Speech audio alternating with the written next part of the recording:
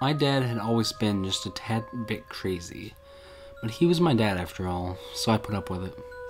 Sometimes it made him fun to be around. Like back when I was a little kid, he told me and my sister a story about how right before his parents found out they were going to have him, something weird happened. They were just driving along, and the next thing they knew, the car was sitting in an open clearing in the woods.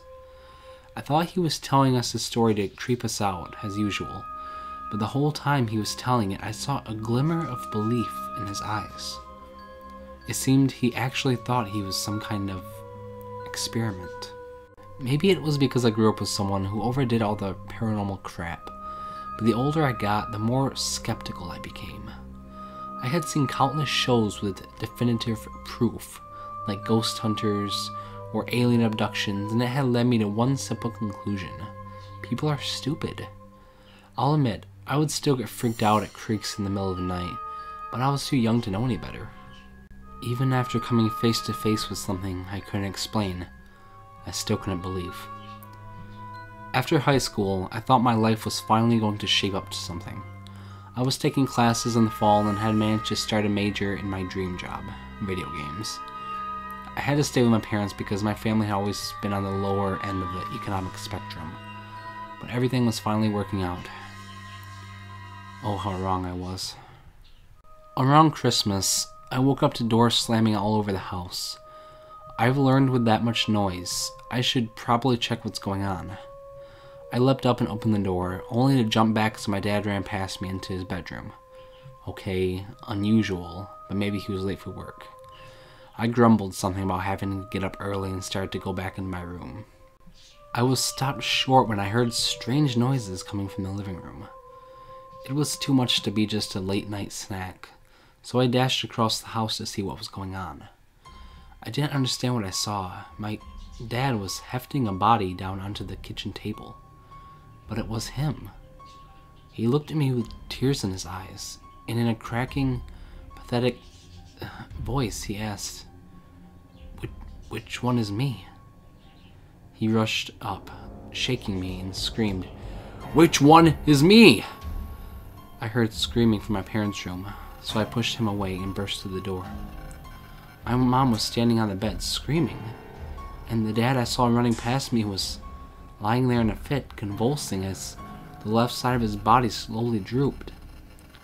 I ran back into the living room, and my dad was lying on the floor, curled in a ball, screaming at the top of his lungs, over and over again. So I did what any teenager who was seeing doppelgangers would do. I collapsed to the ground and blacked out. I came to as the police arrived to check out a noise complaint my neighbors had called in. The cops quickly got a hold of the situation and marked off the house while they did their work. They told me my dad had a mental breakdown and orchestrated the whole mess. As they carried out the bodies, one of the cops turned to me and said, "Don't worry, it's just some silkworm and paint." I said, "Sure," and he walked back into the house. After all, how in the hell else could I explain it? I did the only thing I could think of. I went to sleep. I managed to convince myself my dad had just used puppets like the cop said. That's when things turned to shit. The realtors weren't sympathetic to our situation, and the bills started piling up. My dad had been the only one who worked in the house, so I had to get a job. After all, someone had to support the family, even if it meant dropping out of college. I started to visit my dad every week, and he never failed to repeat himself. He would just sit and stare at a black speck on the table for the whole hour. Before one of my visits, I got a call from a friend of mine to tell me he just got accepted into his dream college. "Well, would you look at that?" I said. "I never thought you had it in you." I finished the call and headed to the ward. This time, I wasn't going to let him just sit and stare at that dot. I asked the doctor to step outside a few minutes, and he agreed. They hadn't been able to help him, so maybe I could snap him out of it. I screamed at him, told him how he'd ruined my dreams, hell, my life. But he just kept looking down at that dot. So I slammed my hand over it.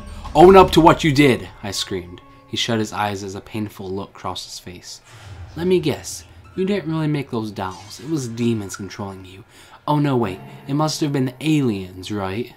His eyes shot open, and he fell back off the chair and scurried over to the corner. I couldn't believe it. He was really using his stupid paranoid delusions as an excuse. I snorted and knocked to be let out. Before I could leave, he raised his head and whispered 4 simple words. Don't think about it. He wouldn't say anything else, no matter how much we pushed him. I eventually gave up and went home. As I got into bed, I was still processing the day, trying to figure out what the hell just happened. What was he trying to say? He really was made by aliens, and that story he told us about his parents wasn't bull? That they were testing how much the human mind could take or something?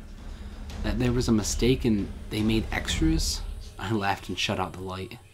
I hit my alarm clock, stumbled over to the bathroom, and brushed my teeth. When I was done, I walked to my nightstand and grabbed for my laptop. I yawned, looked up, bolted into the bathroom, and locked the door. I've been sitting here for the past 10 minutes, typing this up to calm myself down and rationalize what's happening. The whole time I could see someone standing there through the crack in the door.